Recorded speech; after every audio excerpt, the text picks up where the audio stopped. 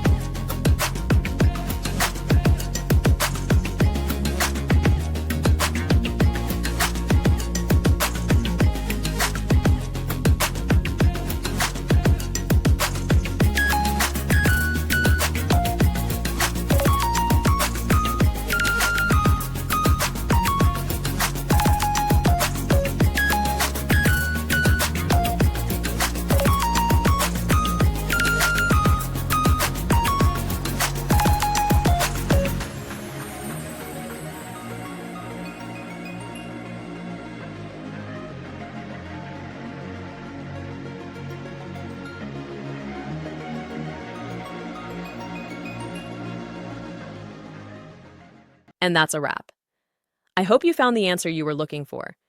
If you did, take a second to hit that subscribe button. It really helps out. And let me know in the comments which solution worked best for you. See you next time in the debug zone.